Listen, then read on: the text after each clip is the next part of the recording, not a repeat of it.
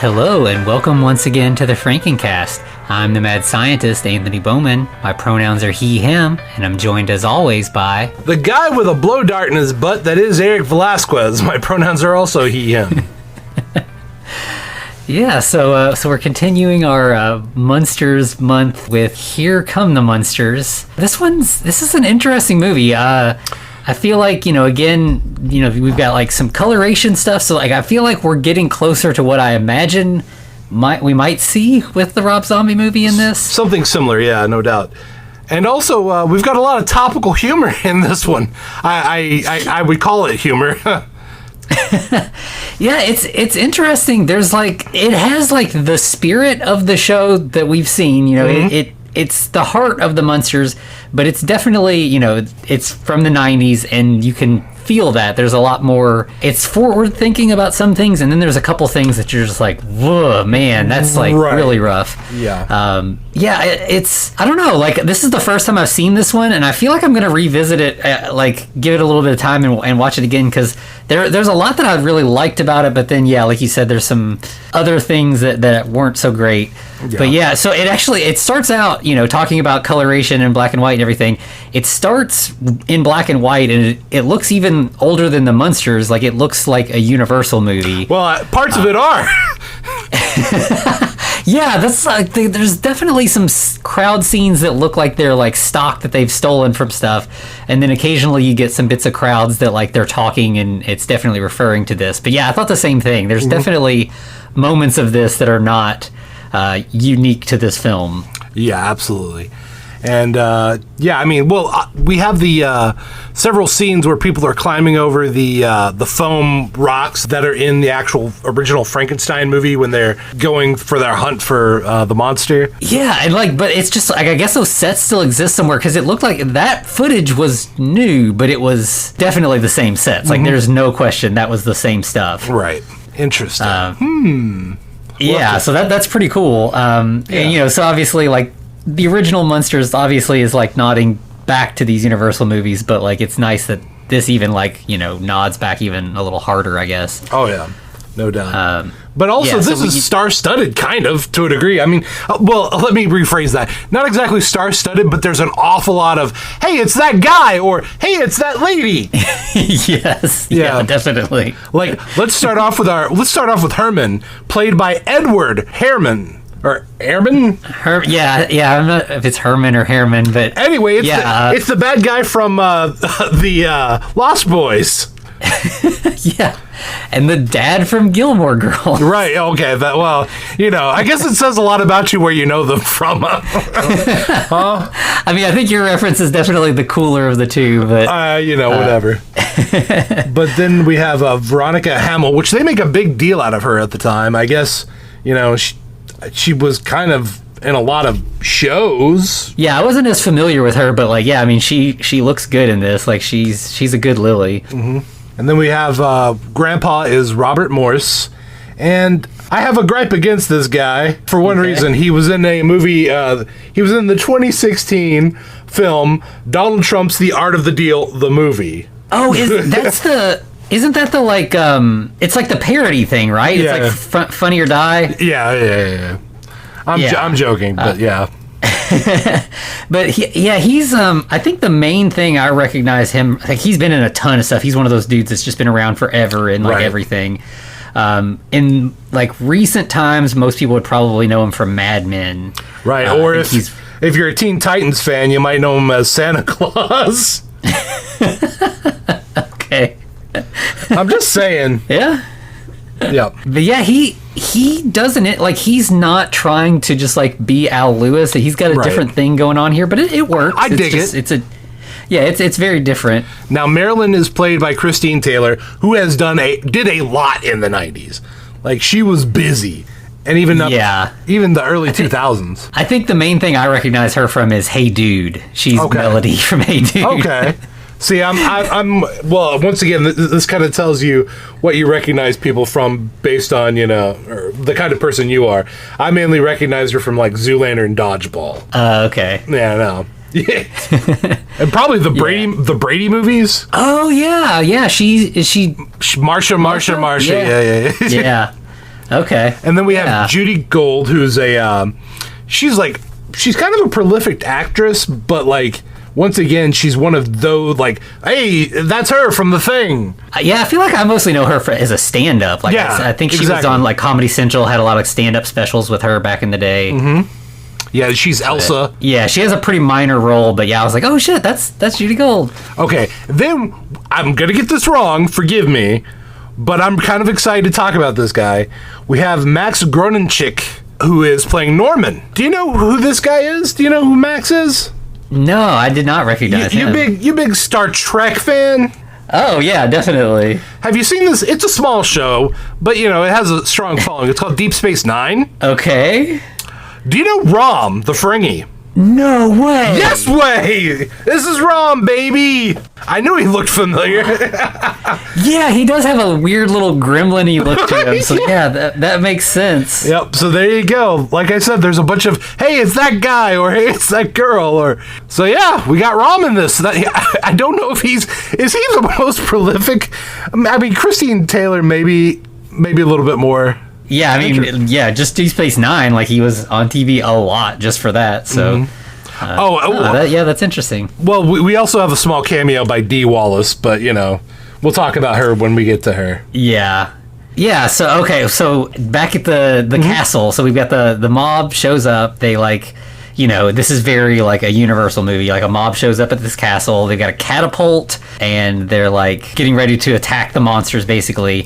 Right. And we see Herman's silhouette up in a window, a very Frankenstein silhouette, and he's looking really monstrous in the silhouette, like his arms are up and like it looks like he's like ready to attack. Mm-hmm. And then we cut inside and he's actually just yawning. Right. He's just like stretching and yawning and stuff. Then we got a random dude with an eye patch. I need to find out who this actor is because he's another one of those guys. Mm-hmm. He's in a lot of stuff. Erwin Keyes. That's the guy. Yeah, he's kind of like the main evil villager, or right. Or not. I guess they're not evil. They're just angry. Yeah. But the way that we talk a lot about when we talk about the Munsters, like the sort of dissonance between like them being into bad stuff, but then also just being normal and not into bad stuff, and how that like sometimes clashes. Right. So they're like, oh, the villages are early tonight, and they're like, oh, like this is just old hat. They don't care about them trying to storm the castle all the time. Right. But then like a few minutes later, they're like tired of the villagers attacking, and they're like, we need to move away because they're not going to stop bothering us. Right. Well, Herman's tried to talk to these guys, but the last time he did so, they literally tore him limb from limb. Yeah, and it took us hours to sew you back together again. Yep. Yeah, and I think they're being wholly unreasonable.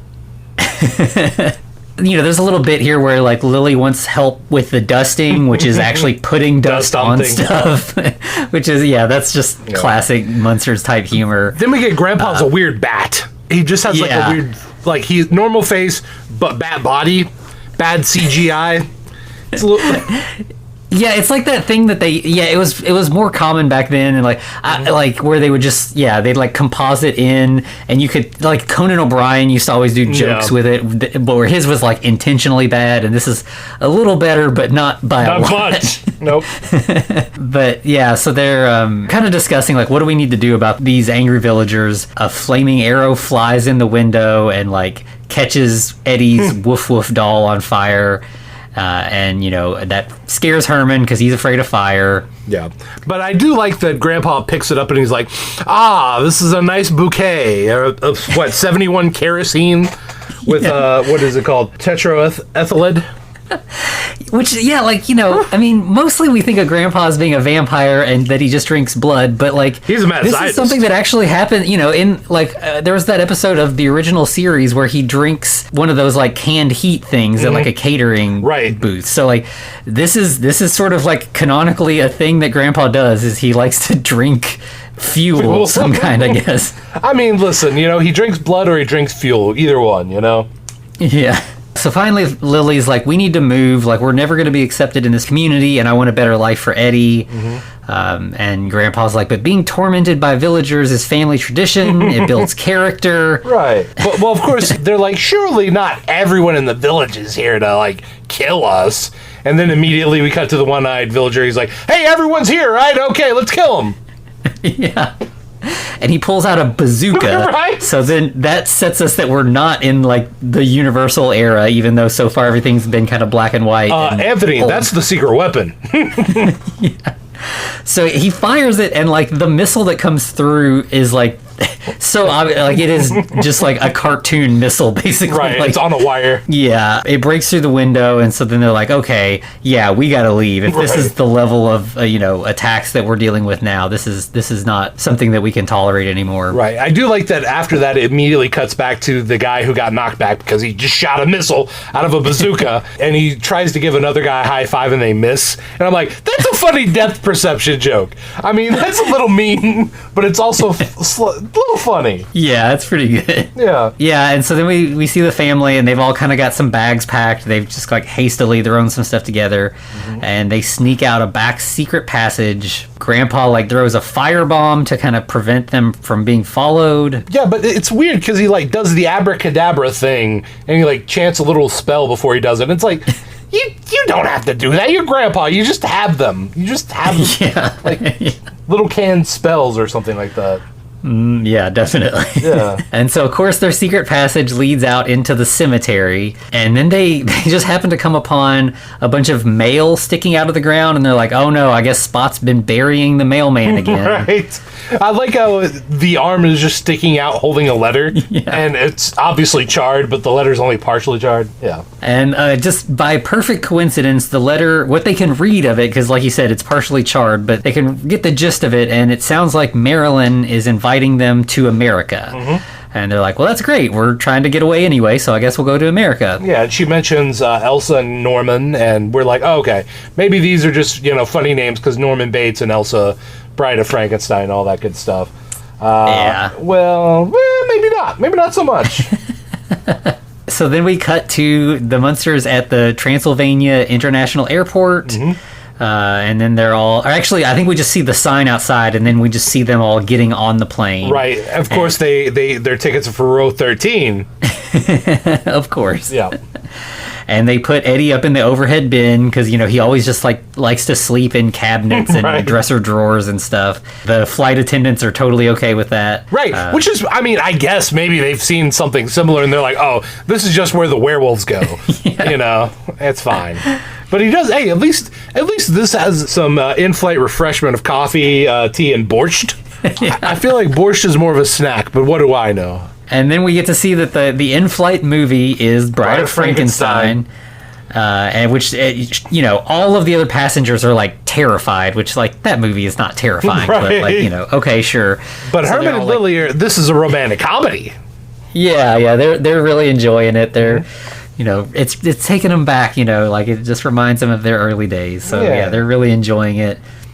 And then we see that Grandpa is outside of the plane, flying next to it. Right. But here's my question. One, did he ever actually get on the plane? Two, he claims he's going to first class. He's gonna like depressurize the cabin.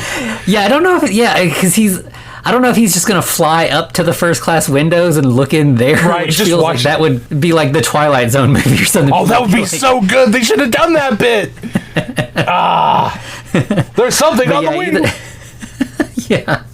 But either way, because he's like, the movie up there is in color, so I want to see that one instead. Right. And then we get to LAX. The Munsters have landed. They're kind of fitting in because it's apparently Halloween. There's Halloween decorations, so everyone's just like, oh, they must be in costume. Well, people fly in costume all the time. Yeah, but also a lot of the actual like flyers are like, no, they're actually just scream and run off. But it's the staff that are like, we're used to this. This is LA. Yeah. And they talk to like a guy like the immigration desk who like goes through their passports, and this guy's another one of those like that guy. He's like an Indian actor who shows up in any time that they need Indian actors. He tends to be in things. Right. I think the main like thing I remember him from though is Seinfeld. He's like you're a very, very bad man, Mr. Seinfeld or whatever, like wagging his finger at him. I feel like everybody from the 90s has been on Seinfeld at some point. Oh yeah. But there's a lot of good gags as he's going through the passports. We've confirmed that Grandpa's real name is Count Dracula. Right. So, I mean, this is the Dracula. This is the guy. Yeah. And he's like, yeah, we just we flew in from here from Transylvania. And boy, my arm's tied. Yeah, and he's like, oh, that's a funny joke you just said. And Grandpa's like, no, that's what happened. Yeah. And they confirm that Eddie's had all his shots. He won't bite anyone. Yeah, his middle name is Wolfgang. And Herman, he has a bunch of birthdays listed on his passport because they're in order by body part. Mm-hmm. So yeah, just a lot of good gags there. And then they go to the pet pickup to get Spot. Eddie growls at a dog that's in a crate. Mm-hmm. Because, they got to get some wolf boy humor in there where they can. Yeah, and he's just checking on Spot. That's all. Yeah. And then they, submit the paperwork for Spot. But I do like that he got a bill of good health on his... They said birth certificate. That was a death certificate. I read the fucking print. Yeah. So the family heads outside. Herman's bending down to pick something up in the middle of the road. Yeah, he dropped his tickets. He gets hit by a hearse. And of course, when Herman gets hit by vehicles, the vehicles bend, not Herman. Mm-hmm. So he dents the grill. It's got his perfect head shape in the grill. The driver feels bad that he accidentally hit him. So I don't know why the hearse is at the airport in the first place. I don't think they ever really clarify that. But he's like, let me give you a ride. I'll take you where you need to go. Yeah. So, that is weird. Of course, the Munsters are like, this is our preferred method of transportation, so that's perfect. That works great. Feels like home, right? Yeah. Lily lays in the back. She gets to play dead this time instead of, it usually seems like it's Herman. Mm-hmm. As they're driving, the driver is kind of warning them about LA, and he's like, you got to be careful. There's smog and earthquakes and fires and riots. And they're like, oh, well, then maybe LA won't be so bad after all. Because the Munsters like bad stuff, right? And we find out that the driver's name is Ralph, but he's apparently only been in America for 1 year, but his English is impeccable. Mm-hmm. So maybe he was just in England or something. Who knows? He gets them to 1313 Mockingbird Lane, and, the Munsters are like, oh, wow, it's the nicest house on the block. Right. And, of course, it's the rundown mansion that we would expect to see in the Munsters. By the way, the rest of the houses look normal. Yeah, well, not normal. They're, kind of bougie, and they all have palm trees in the yard. Yeah, I guess L.A. normal. Right, yeah. Not or rich L.A. normal, specifically. Right. So while they're kind of, getting their stuff together, we meet the nosy neighbor who will learn, I think her name is Dimwitty. Yes, Miss Dimwitty. What's a great name, by the way. Yeah. I mean, if that tells you... Yeah, I mean, that's definitely just a gag name, but yeah, that's the level of humor that we want from the Munsters. Mm-hmm. And she's played by Mary Warrenoff, who's genre movie royalty. She's in all kinds of stuff. Yeah, she once again, another one of, hey, it's her. From the movie. Yeah. She works with Paul Bartel a lot. She's in Eating Raoul with him, and they kind of show up in cameo roles together a lot. Mm-hmm. Chopping Mall, they're in the first scene of Chopping Mall. Right. But yeah, when you see her, you're like, oh yeah, I've seen her in so many horror movies. Yeah, no doubt. So as they're getting ready to knock on the door, Herman's like, Eddie, don't say anything about Marilyn's looks. Be nice. So, this is obviously sort of like a prequel, they've not met before, really. So they ring the doorbell, and Marilyn answers the door, and she's wearing a monster mask. And Eddie's like, she looks fine to me. I don't. Right. Looks normal. And they're like, oh, thank God. You've gotten surgery. She takes off the mask, and Eddie's like, oh, God, you didn't warn me enough. That's terrible. Because it's Christine Taylor in the 90s. And, anyway, that's all I have to say about that.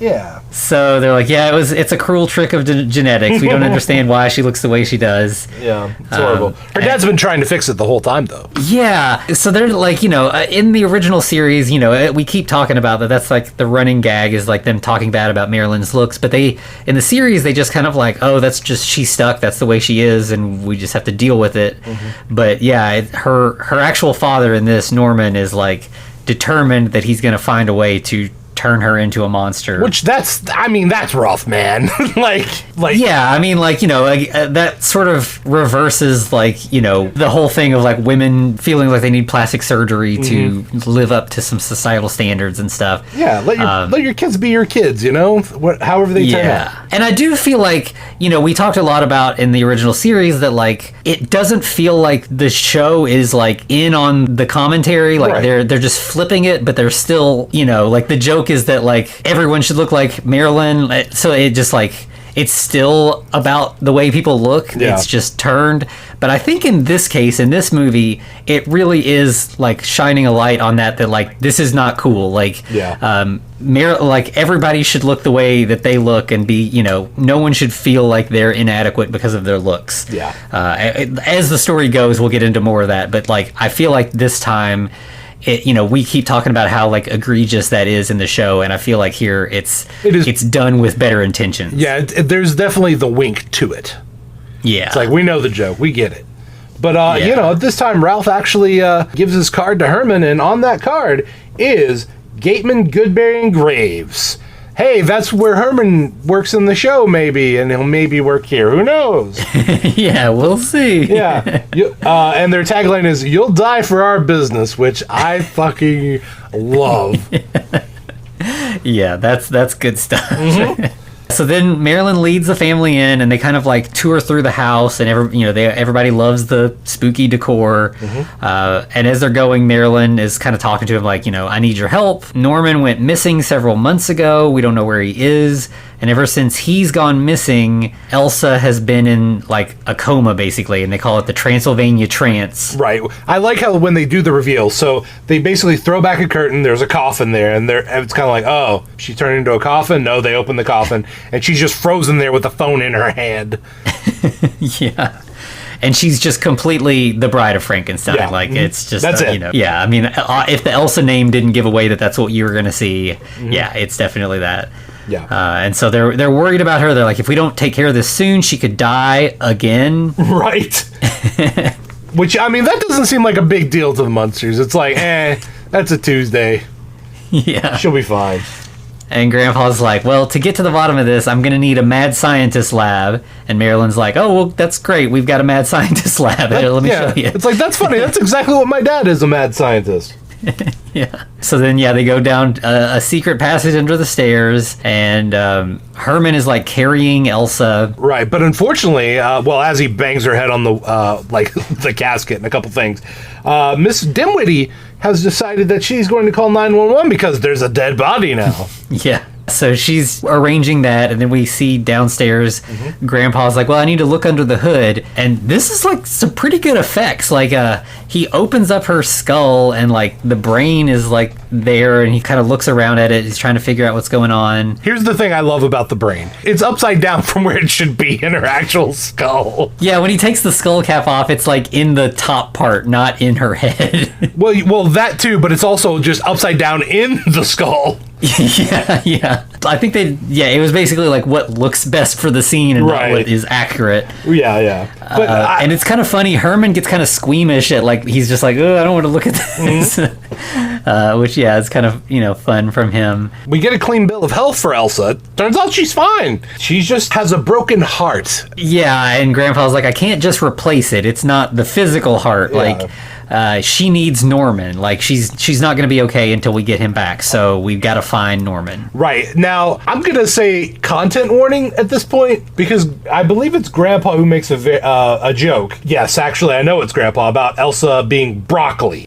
So I'm like, oh, he means vegetable. Oh, no. Yeah. Which, that, like, would make, like, the cops show up, and I feel like that's, I think that at one time, at least, was, like, cop, or, like, first responders slang. They would say stuff like that. Yeah. So it would have made more sense coming from them, but, like, Grandpa does seem, he tends to be the more, like, callous of the family, so it kind of makes sense from him, but, not great. Yeah, it's not a good look, but, if you can stand the joke, there is the funny follow-up of, well, pretty soon we'll all be cooked because they'll be deported. Right. Yeah. The cops, of course, from Dimwitty calling 911, they show up. Grandpa's like, oh no, let's raise the drawbridge and boil some oil. Yeah. Marilyn's like, we don't have a drawbridge, and those aren't villagers, so we need to take care of this. Right. I feel like at this point, it would be like Black Panther popping in, going, we don't do that here. Yeah.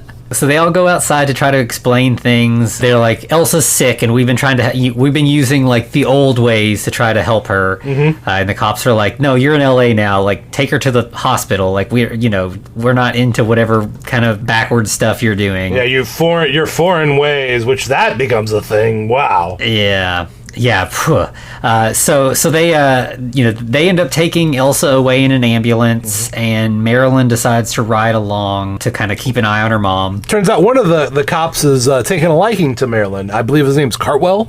Yeah. So yeah, we have Cartwell and what's the other guy's name? It's like Wachowski, because all cops are named Wachowski at some point. And this dude, he's another one that when you see him, you're not going to be like, oh, what's that guy from? You're going to be like, oh, that's the cop in like every TV show ever made. Like this guy only plays cops. If you look at his IMDb, it's just like Officer Blank, Detective Blank, Lieutenant Blank. It's just like that's all he does. Like you look at him and you're like, that's a cop. So Troy Evans is his name, but yes, he's not that guy. He's that cop.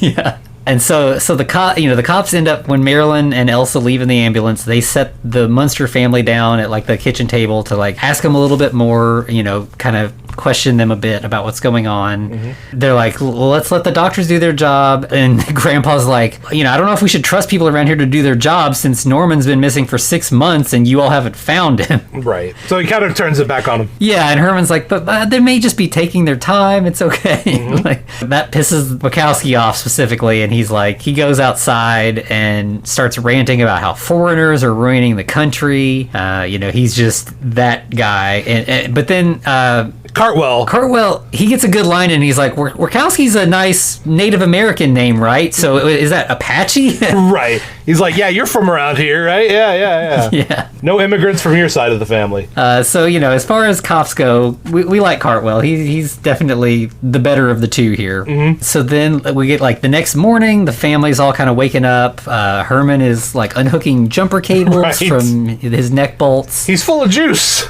He had his morning juice. Yeah. Lily gives the family breakfast. They all get their own thing. So like Herman has like, it looks like raw meat or organs or something. I thought it was like a turkey head, like an actual turkey's head. Yeah, it does not look appetizing at all. It's something gross. To Herman it might be. Who knows? Yeah. And Grandpa gets like just a bag of blood, and Eddie gets dog food. Yeah. So yeah, that's cute. Then Lily's like, now that we're in America, I've got a to-do list, because that's what people in America do. We got to set this up right. She's like, we have to do the most American thing. To-do lists! Yeah. It's like, I feel you. And the main things on the list are that Eddie needs to get enrolled in school and Herman needs to get a job. Right. And Grandpa's going to find Norman. Marilyn's going to just go to school as normal. And I think Lily's supposed to like meet the neighbors. Yeah. And so then at the bus stop, Eddie meets the like local bully who is picking on Eddie and also this French girl. Right. Which, okay, I get it. He, you got to have the love interest, right, for everybody. Yeah. But man, this little kid's a shit. Yeah, he sucks. And it's definitely like, I feel like it's supposed to kind of like be the kid version of what's going on with the adult. Like, there's definitely like a fear of foreigners in this that is like, I feel like that's the positive message of this movie, is that like foreigners are good. Like we want people from diverse backgrounds coming to America and making America more diverse and a better place. Yeah, it makes it more fun. Yeah, and so all the villains in this are the people who are opposed to foreigners coming. Which, you hear that, guys? Yeah, it feels very, very timely now. So yeah, Eddie kind of defends her a little bit, but we'll get more with that later. We cut back to Herman, who has gone to an unemployment agency, and this is probably one of the things that I was just like, wow, this did not hold up well. No. He goes specifically to the California Employment Development Agency, but as he goes in, of course, Herman scares everyone out, as Herman is wont to do. Knocks on the door. We have another That Lady actress. I remember her from... Did you ever see the TV show Dear John? Oh, yeah. Yeah. Let me find her name real quick. Jane Carr was her. She was on Babylon 5, Dear John, bunch of different things. Comically enough, one thing that she was in more recently, the movie 31 by Rob Zombie. Yep. So there's a little Munsters connection there for you. Right. But like the joke in this scene is, like Herman actually wants a job, and she's like, if you fill out this paperwork, we'll start sending you your welfare checks. Or your unemployment checks. And Herman's like, no, I actually want a job. And she's like, what? That's never happened before. Right. Thank you, sir. It's like, yeah, okay, Yeah, so that joke definitely, like, I feel like that was a 90s thing that everyone was like, these welfare people draining our resources and stuff. I mean, there's still definitely definitely some people like that now, but I feel like that was a more common viewpoint at the time. Yeah, but that's just the racism. Yeah. Yeah. Yeah, so that joke definitely doesn't hold up. But the lady's definitely really excited to work with Herman because he wants to work and everything. But I do like the joke. See, maybe they do understand the joke and the whole commentary, because they literally say, "Hey, now that you're brand new to America, you're going to have to start at the bottom of the economic ladder." Yeah, which is true and unfortunate. Hey, it's a good thing though, because Herman's afraid of heights. Yeah. Yep. And so then we cut away to Lily at the house, and the neighbor ladies all show up to greet her. Yeah, Dimwitty and her friends. By the way, the lady in the leopard print, I'm like, she's probably into some kinky shit. Guess what? Oh, for sure. Nailed it. Okay. Yeah. We'll learn about that here in a minute, but yeah. Yeah, I liked her. She's fun. Mm-hmm. I bet she is. All right. And there's some good little gags there where, like, one of the ladies is like, is your son a little monster like mine? And Lily's like, oh, definitely. That we should send them out to chase cars together. And she's like, oh, you're so witty, so. Yeah. But Lily's walking around with, like, a skunk fur, I guess. Well, it's really just a skunk that's wrapped around her because Lily. Yeah, and that creeps some of the ladies. They're like, I think that thing just looked at me like it's alive, and then they see the raven clock, which scares them as well. So that there's little bits of that kind of stuff going on. Yeah. Then we cut back to we cut to Herman, who's working as a waiter in an Italian restaurant. Yeah, and this scene is fun, so good. Yeah, because he comes up to his first table, and hey, that's Al Lewis. Hey, that's Yvonne DiCarlo. Hey, that's Butch Patrick. And, well, that's A. Marilyn. So, yeah. Pat Priest, I believe.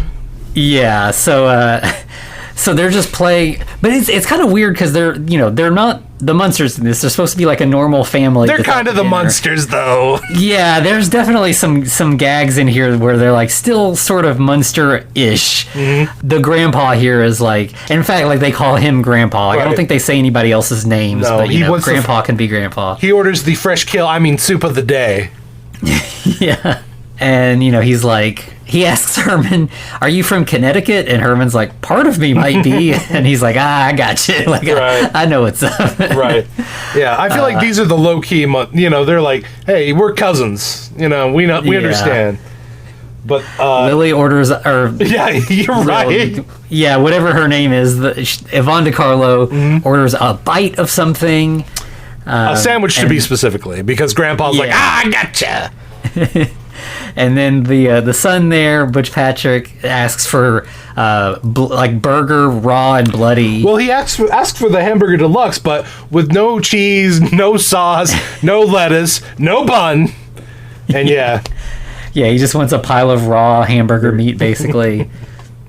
And then Pat Priest is like, I just want like a veggie burger on white bread with mayo. So she just wants like the most boring thing they have on the menu because she's the Marilyn. Right, and of course everyone comments and she's the weird one, blah blah blah. Right. Yeah, and so then somebody comes out and like Herman ends up accidentally taking a tray from them as they like slip or something, and then he's losing his balance and bumping into people, and it's this whole like physical comedy gag, and he ends up like dumping a whole tray of food on his boss. Right, and of course what happens when you do that? You get fired. Yeah. Grandpa's like, I liked him. He seemed familiar. That's unfortunate. Yeah.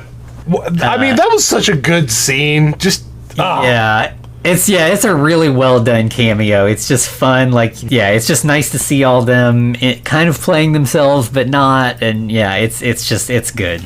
Right. Then we cut back to the drunk housewives of Mockingbird Lane. Yeah. They are all just like wine drunk in the middle of the day, talking about their new diets and new wardrobes.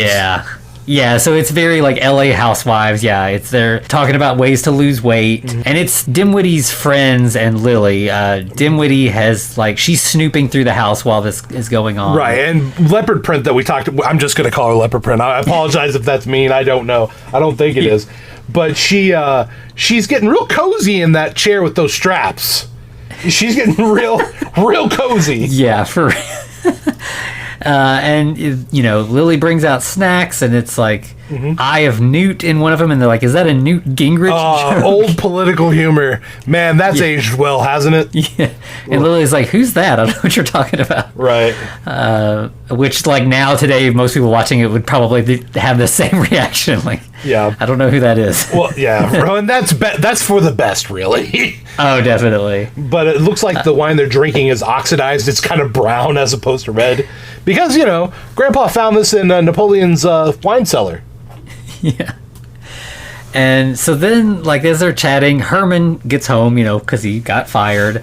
And one of the two ladies is freaked out by Herman, and the other lady, the leopard print lady, is she's into him. Yeah, she's like, "Hey, listen, I got some work for you to do. My husband works nights." And that, of course, Grandpa's like, "Hey, that's when I do my best work." Yeah. Or, I'm sorry, that's what I think Lily or Herman says, is when Grandpa does his best work. But yeah, so like Lily and Herman are, it's like going over their heads, but like this lady is like down to get with Herman. Yeah, she is literally the only one not scared. She's like, "Hello, how are you?" So then around that time, like Grandpa comes upstairs from the lab, and the ladies all leave to go back to their houses, and Grandpa's like, "I found something. I got Norman's video diary, so maybe that will help us figure out what happened." Yeah, and of course, Herman's kind of like, "Hey, Lily, I got fired," and Lily's like, "Well, it's fine." She's actually being a supportive wife because we know the Munsters are relationship goals, basically. Yeah. So they put in the cassette and watch the video diary, and they see Norman. He's like working on potions to fix Marilyn's looks. Yep. But there's like a guy that we just see like a little over the shoulder. Like he's not in frame, but we know he's there. Yeah, you could basically see part of the back of his head and his shoulder. Yeah. They're like, "Well, we got to figure out who that guy is. He might know something." Yeah. But of course, he's mixing some coffee, some polysaturated, unsaturated fats, MSG, monosodium glutamate, and of course, foot powder. Yeah. But, he's got a little bit of a dry throat, Hey, what's that drink? He takes a swig and, "Oh no, I did the thing." And then it's just kind of like we don't get to see what happens. Like, that's obviously the mystery we're trying to do here, so we're not going to get to find out what's going on with Norman. We see him stand up straighter, and his clothes kind of start to stretch, and then we cut away, as you said, and we just hear him say, "Hey, you're kind of a snappy dresser." Yeah. But then we cut to like the next morning, and like Marilyn and Eddie are headed to school. Lily is like putting Herman and Grandpa on a diet. So like obviously, this LA stuff is rubbing off on Lily, and she's trying to like pass that along. Right. But of course, Grandpa can't have fatty animal blood anymore. Yeah. And again, this whole thing is definitely in on the joke. Like it is, it's not supporting this kind of lifestyle at all. Mm-hmm. While they're eating, they see a campaign ad for this guy running for Senate? Is it Senate or council? Well, this is also when Grandpa's like, "Hey, I got to get some of Norman's blood, and then I can figure out what happened, or I can undo what he did." But yes, it is a guy running for Senate named Brett Jekyll. Mm-hmm. Huh. I wonder what his deal is. Yeah.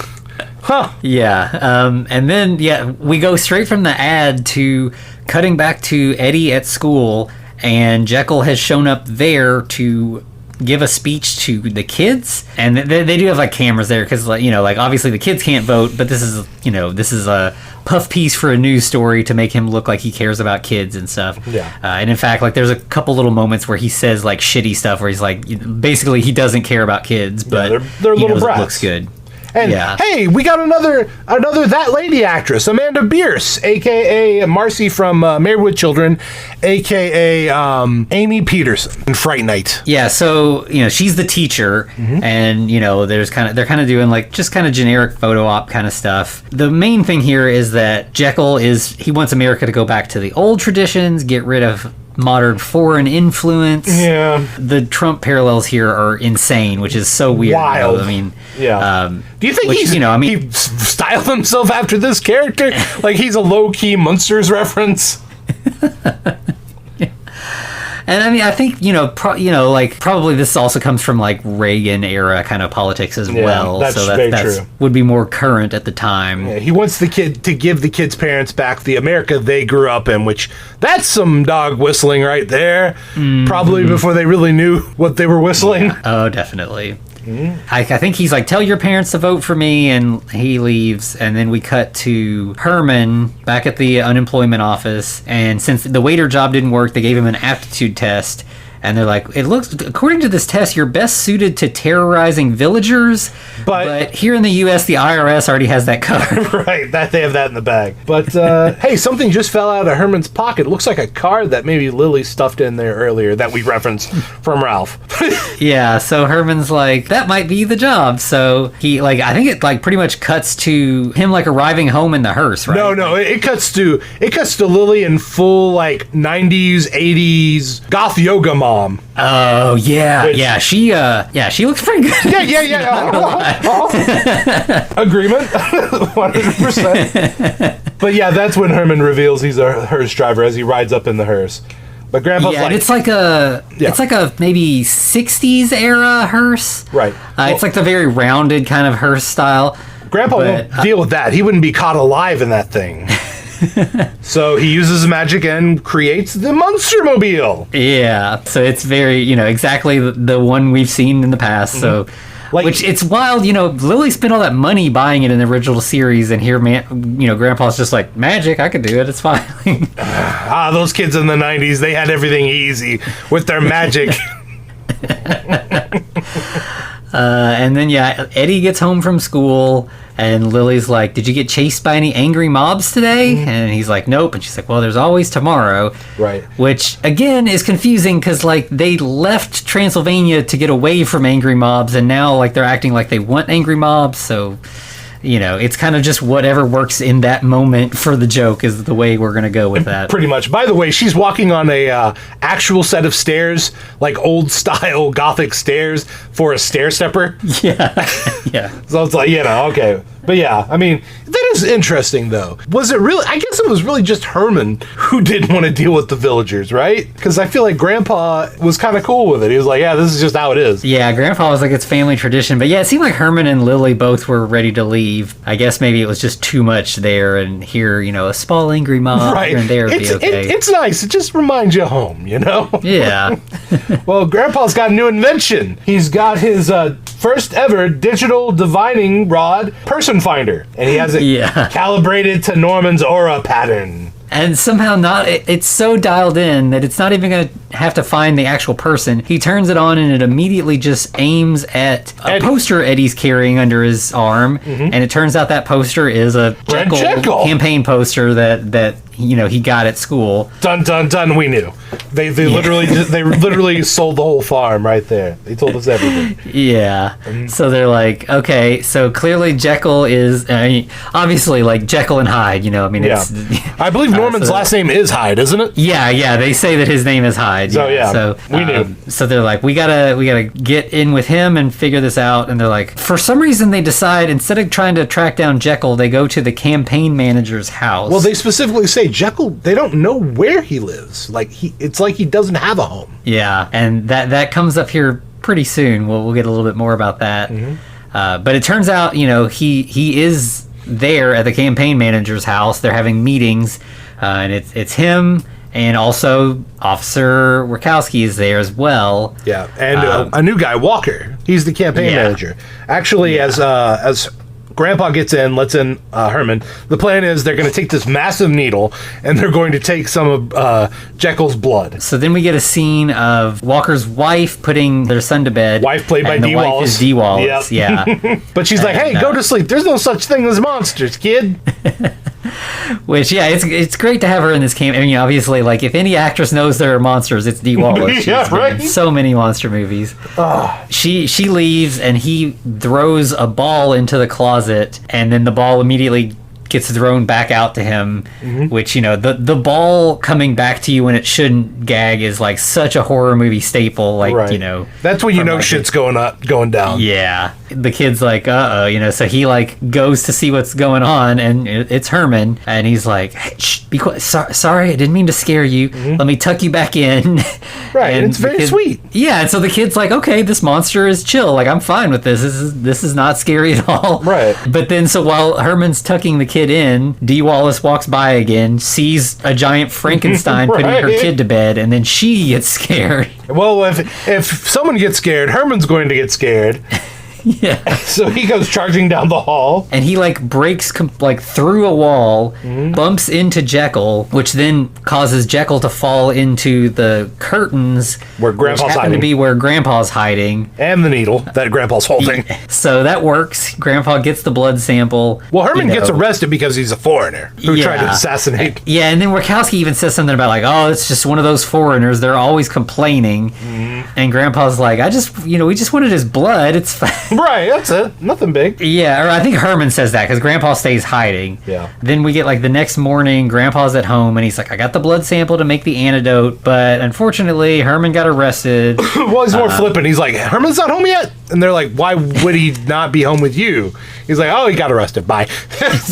Yeah. He's like, I'm sure he'll be able to explain everything. He'll be back home soon. It'll be fine. Once they let him out of jail, Cut to the police station, and we got Wachowski talking to Cartwell. You know, he's like, this guy tried to kill Jekyll, and he's like, why were you at the campaign manager's house with Jekyll in the first place? And he's like, listen, I'm moonlighting as security. Don't need to make a big deal about it, but, you know, Jekyll's going to save this country. The whole time that this is going on, you can see Herman in the background, and he's like... shadow puppets. Yeah, you know, like in interrogation rooms, there's always like the bright lamp thing. That's always like a trope in interrogations. But yeah, Herman's using it to make shadow puppets, and it's pretty great.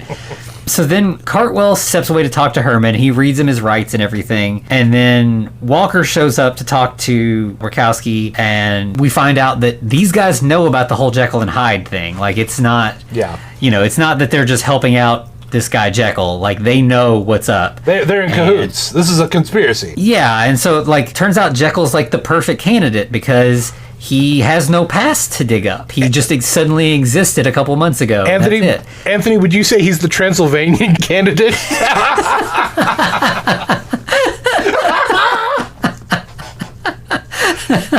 I'm sorry. You've been waiting to get to that part. I have been waiting for that.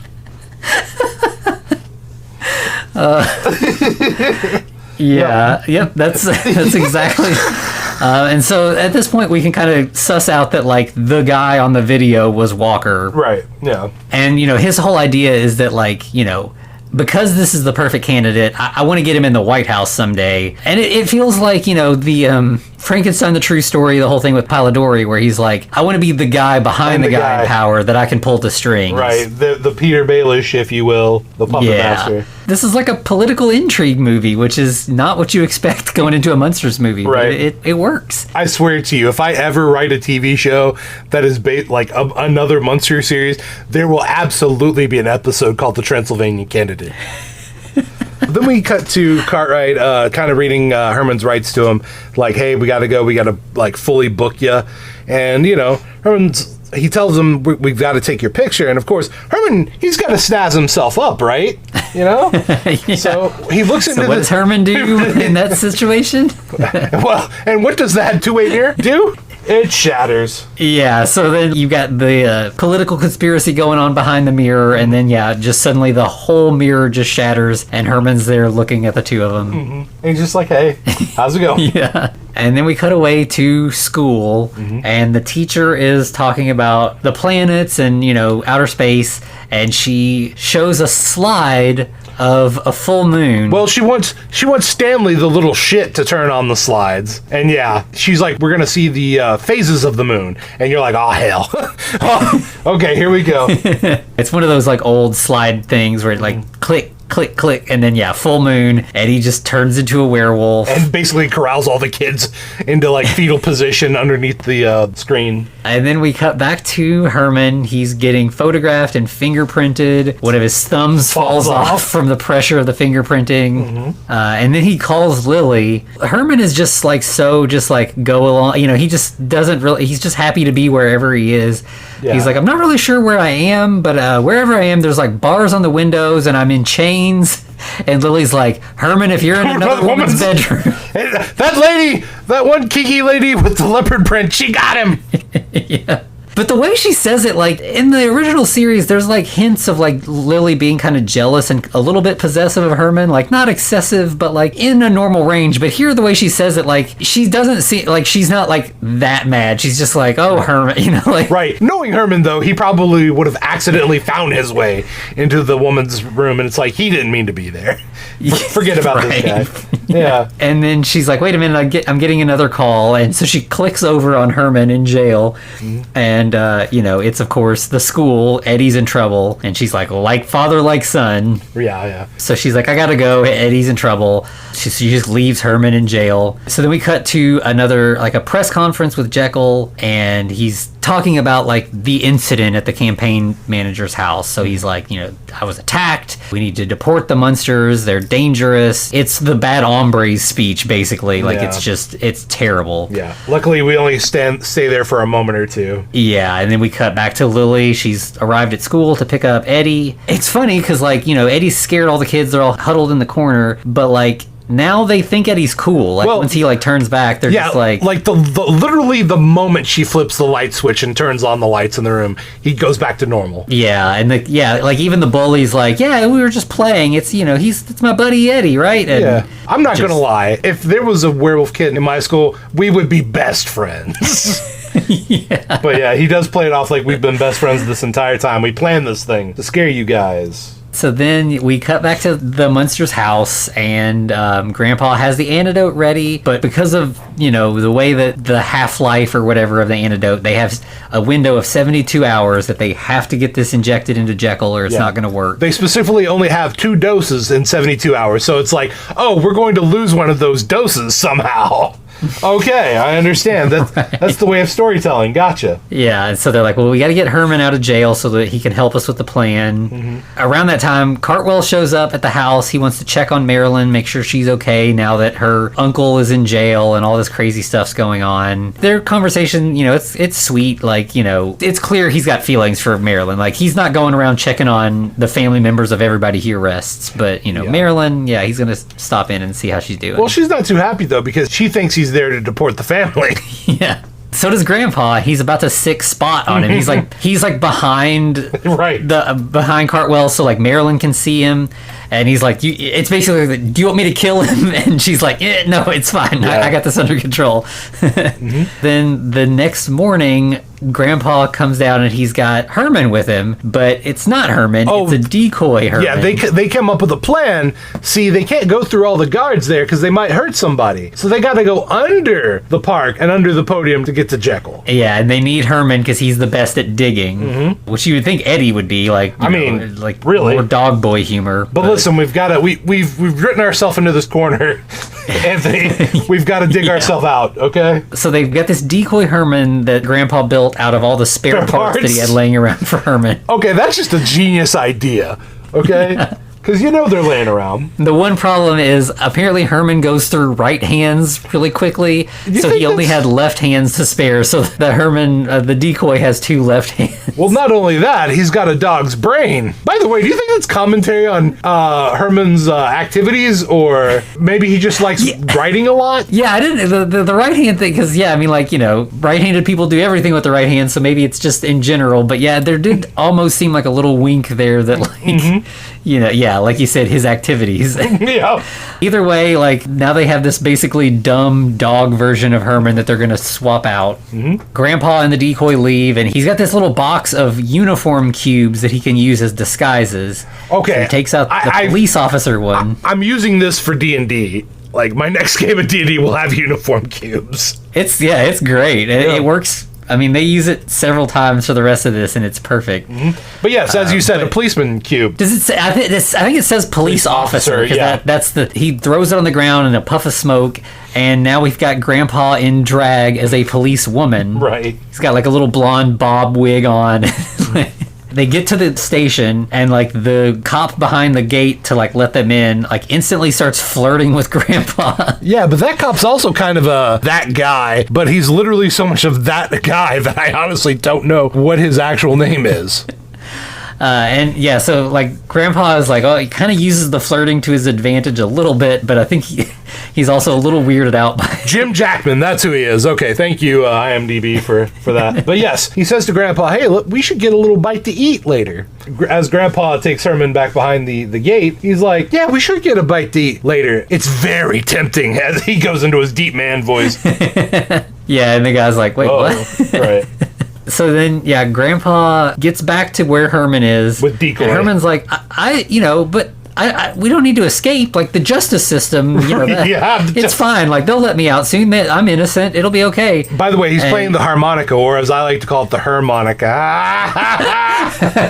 Sorry. That's another one I've been holding on to all this entire time. And Herman's like, I'm gonna sit in front of a jury of my peers and I'll be let out. And Grandpa's like, where are they gonna find a jury of your peers, Herman? It'd take a month of grave robbing and stitching. Right. And Herman's like, okay, yeah, you're right. So then he breaks down the door and comes out, and then Grandpa like has a ball that he throws, and because the decoy is a dog, he chases after the ball. And he also, as he's chasing, basically runs through an entire room of cops, knocks over a few cops, runs out through a wall, basically, to get this ball. So he's got Herman's super strength with a dog brain. So yeah, that's dangerous. Yeah, and of course that's perfect because it's giving the cops something to chase while Grandpa and Herman sneak out the back. But it ends up not working so well because they get outside, but then some cops see them getting into the car, and they just end up in like a high-speed police chase. Yeah. Well, I mean, they get pretty far, and then the cops actually get cut off by a car, and that's when Grandpa realizes, hey, we've got this chance. Pull over. I've got the perfect uniform cube to use in this situation. We're going to be surfers. So he throws it down, and I don't think they become surfers. And so somehow this uniform cube works on the entire car and Herman and Grandpa. But yeah, it's not, they don't turn into surfers, they turn into Amish people. Right. So they're in like full like black Amish, outfits with like the hats and the beards and everything. And the car turns into a horse and buggy. Yeah. But that works. I mean, it's a good disguise. They kind of get away in that. Around that time, we cut to like a political rally that Jekyll's throwing, and we get, this is terrible. Like everything in here is just the worst. America's for Americans. Yeah, it's just all kinds of nationalistic, xenophobic nonsense. Shit, yeah. It's just the worst. Basically, it's great for a villain, but that's about it. It's terrible, but it's also great because, like, we're supposed to hate this guy, and this is the information, so, like, this movie's telling you, like, this is a bad opinion to have. Right. America, we should only have one language. Yeah, it's the worst. So then we've got Herman and Grandpa. They're tunneling in to get close to do the antidote. Eddie his part of the job is to be a distraction, and this distraction is great. So he like blows up an inflatable moon. Yeah, so it's just a beach ball that's painted to look like the moon, basically, and he just like throws it up in the air, looks up and sees it like in the sky, and just immediately turns into a werewolf again. Right, basically just hulks out and just charges through the entire park. Yeah, so he's just kind of like running around chasing people, and like everybody's like scared and running. And so, yeah, everything's like fallen into chaos, which is perfect. Well, I mean, there's still another part of the plan, and that would be Marilyn distracting the cop. Asking, does she ask her what time it is? Yeah, I think so. And like, it's kind of not going well. She's trying to get a walkie-talkie to like talk to security. Well, Lily has a cure for that because once Marilyn has distracted the cop, Lily comes up for a little bite to eat. Which, is super, like, usually we see Grandpa as the one biting people and Lily's kind of shutting it down. But, like, this is the first time I can think of where you see Lily bite a person. Well, yeah, I mean, yeah. Like, actually bite and apparently drain this person. Yeah. Well, listen. She just, like, falls unconscious. She's her father's daughter, so. Yeah. And so then, Marilyn's like, gets on the walkie-talkie and is like, there's a disturbance at the far side of the park. And so, like, all the security and police and everything head to the opposite side of, where Jekyll is. We have a band leader who's shaking his tush on the catwalk. Why is he gyrating so much while he's leading the band? Yeah, I don't know. Like, after there's a gag. It will make sense, but before this, I don't know why he's gyrating at this point. And the camera specifically focuses on his butt. Yeah, and it's like, well, okay. I mean, this is what we're doing. That's fine. Okay. Yeah, and so Grandpa and Herman kind of pop up near the band. Grandpa ends up like accidentally sending a dart into the band leader, which for some reason turns him into Elvis basically. I don't really know how that works. Is Elvis a monster that I don't know about? Yeah. While that's going on, a little girl hands Herman a balloon, and it feels very like Maria. It's a nice, just sweet little moment. And somebody also like sees Herman and says like, "What party are you with? The Green Party?" So as all that's going on, Wachowski shows up, catches Herman and Grandpa, drags them up on stage, and then like you literally have like Jekyll and Wachowski like having like instructing the crowd to yell "Get out" at them. Right, those people. Which again feels like that was Trump doing that, like riling up his crowds to like attack journalists and that like the handicapped person, and that like this again feels very familiar to our current. Well, Grandpa has a spell for that. I don't know what he was planning on doing, but he accidentally summons the villagers from the beginning of the movie. Yeah, like they turn into it, like instead of a modern angry mob, they're an old school angry mob instead. Yeah. I mean, let's be real. Yeah, okay. Yeah, pretty much. Yeah, I think the parallel there is intentional for sure. Mm. And Grandpa's like, oops, what can I say? I'm blind as a bat. Then we get like a moment where like Cartwell's talking to Marilyn, and he's like, so I figured it out. Walker, the campaign manager, was in Hyde's lab the night that he disappeared. So there's got to be a connection there. Mm-hmm. And Marilyn's like, so we kind of know what's going on. I know this sounds crazy, but we've got an antidote that we need to give to Jekyll, and it'll make everything make sense. Yeah, Jekyll's my dad. So she goes, and he's saying something about do. He says do something, and then he actually gets shot by Marilyn with the dart, and he says do again as he's transforming, which the transformation's kind of horrifying. Yeah, it's some rough like CGI from the 90s. Yeah, I mean, it's all wobbly, and it won't actually scare you, but it is gross. Yeah. Like, they actually have his eyes pop out at some point like a cartoon, and it's like, okay, cool, I guess. And while that's happening, Grandpa turns Wachowski into a rat, which is nice. Jekyll turns back into Hyde. And he makes a joke about doo-doo. I said doo-doo! And so Walker's like, he pulls the plug on the mic so that the crowd can't see what's happened. He's still trying to do damage control and maybe see if we can still get Hyde back into Jekyll at some point and continue with this. Jekyll's not feeling himself right now. He needs to go home and get some rest, right? That's what he tells them. And so he's like, then Walker has this whole thing where he's like talking to everyone on the stage without the mic going. And Lily plugs the mic back in as he's talking about like, we gotta con these idiot voters and everything. Yeah. So yeah, he's definitely lost the crowd at that point. They're all not happy about being called idiots. Did I mention how naive and loving the 90s kind of were to a degree? Yeah. Because I'm sorry, I have a feeling if that happened today, those people would still be like, yeah, you're right. Yeah, I mean, people are so entrenched in their their standpoint that like, yeah, they're not going to be swayed no matter what. Yeah. So he obviously Walker's like, I'm going to get revenge on you for this. Like, I'll get you back. Right, you monsters. Yeah, and so then it just kind of cuts away to like later that night. They're all trying to revive Elsa, and then we see Walker. He's there to try to get his revenge with dynamite. Yeah, he's got a big bundle of dynamite. He sees this door on the side of the house that's kind of small, and he's like, oh, this would be the perfect place to sneak into. It happens to be labeled Spot. Oh. I like as he walks in, he just says, bye-bye. Bye-bye, monsters. Okay, bye. Yeah. And so we obviously don't see what happens in there, but then suddenly there's just like a fireball and like, explosion. He gets blasted out of the door. Well, I don't know that he does. Parts of him at least do. Yeah. So clearly, Spot lit the dynamite, basically, or Spot just did a fireball of his own. But either way, yeah, he didn't do so well in that situation. Right. And then we cut back to the family. There's like lightning going, and Norman kisses her, and that revives her. Right. She's like, whoa, hubba hubba. Yeah, so it's really, we talked about, like, Lily and Herman are a very loving, happy couple, and it's nice to see that, so are Norman and Elsa. Yeah. They're very glad to be back together. I do like how Herman says, she's alive! She's alive! Yeah.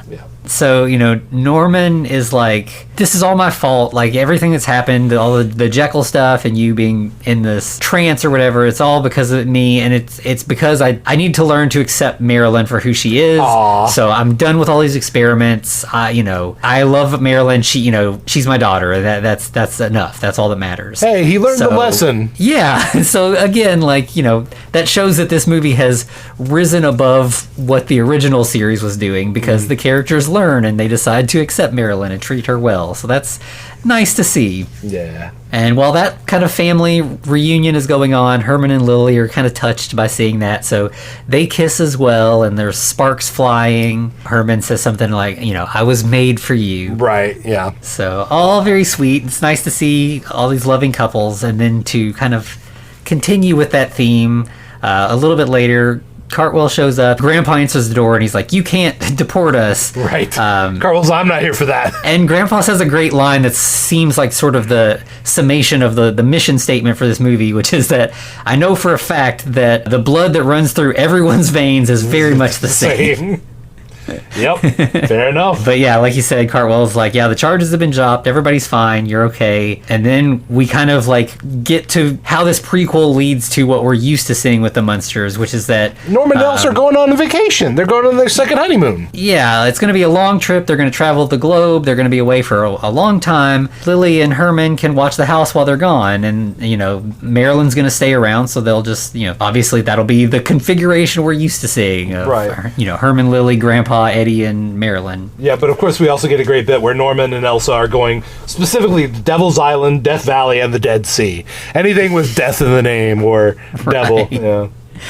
Yeah. And so Marilyn is getting ready for a date with Cartwell. Mm-hmm. And Eddie gets a gift, which is, they say it's his, did they call it his registration or his license? His license. It's on a studded collar, which is weird, but okay, I get it. Yeah, so it's like not a driver's, I think it's like a pet license, like so that he can be a dog out in public and not get in trouble, basically. Because he wants to go running in the full moon, right? And he can't do that. Yeah. He can't do that normally in the United States, I guess. And, Grandpa's like, I've got a date too. I'm going to go out for a bite with Mrs. Dimwitty. Right? It's like, oh, she dead. And yeah, like she shows up and he's like, what a lovely neck you have. Mm-hmm. And that's when he pops fangs. And it's like, oh, okay, she probably is dead, but or she's going to be another one of his brides. Who knows? Grandpa, he's a ladies' man, that Grandpa. But we basically go out on everybody dancing. Monique dancing with Eddie, Grandpa dancing with Miss Dimwitty, and then we have Herman and Lily dancing. And just, enjoying life a little bit. Yeah, it's really sweet. And, like, there's, like, bits of it where, like, I think, like, Lily dances with Eddie and Herman dances with the French girl and everything. Like, they're just kind of... And it's just all in the front yard and, the credits are rolling. And, it's a really sweet, happy ending. Like, this... Yeah, like, I feel like, this movie isn't perfect and it's definitely of its time. Yeah. But, like, I feel like it's got a really good heart and... I think it manages to fix a lot of the issues with the original series. So, it's, I liked this more than I expected to, I'd say. Yeah, it's actually pretty good. I mean, I would definitely give it a... I will say, I feel cheated because I would have liked to see another movie with this configuration of actors and actresses. It's pretty good. I don't think that it must not have done well because, it just, not only did it not continue with this cast, but the movie's pretty difficult to track down at this point, so it's not like it's got like much of a cult following at this point either. Yeah. Maybe the Rob Zombie movie coming will cause like a resurgence of people checking out some of the older stuff. Oh, I hope so. I really do. Yeah. Because it's been a wild ride in this month of Munsters! So next week, we're continuing, like you said, with the month of Munsters. We're talking about the 2000s era attempt at a reboot of the Munsters TV show. Sexy Munsters. Yeah, so it's Mockingbird Lane, I think, or sometimes called 1313 Mockingbird Lane. This is the Brian Fuller / Brian Singer TV pilot that was not picked up. Yeah. So we'll get into that next week. All right, Anthony, where can they find us? So you can find us on Twitter and Instagram at The Frankencast. You can find us over on YouTube. Search The Frankencast there. You can find us on Letterboxd. You can email us at thefrankencast@gmail.com. And most importantly, you can find us at patreon.com/thefrankencast. Absolutely. Yep. Make sure you interact with us in any which way you can. You don't have to give us money. But, of course, the mad experiments do... Is everything mad with us? I don't know. Yeah. But, our experiments need some funding if possible. But once again, any way you can tell the evil algorithm that we're worth your time is appreciated. Rates and reviews are almost as good as money because it just gets more eyeballs on us, which that makes us want to keep, or I guess ears, not eyeballs, but well, whatever you listen with, if it's your eyeballs or your nose, maybe your taste buds, that's wild. Whatever parts you're using, just spread the word, and we'd like more parts pointing in our direction. All right, in that case, to be continued. Looks like you've survived another episode. The Frankencast is a production of FCR Media. It's hosted by Anthony Bowman and Eric Velasquez. Follow us on Twitter at The Frankencast, or send us a letter at thefrankencast@gmail.com. Our cover art is by Amanda Keller. You can find her at Keller Illustrations on Instagram. Thanks for listening.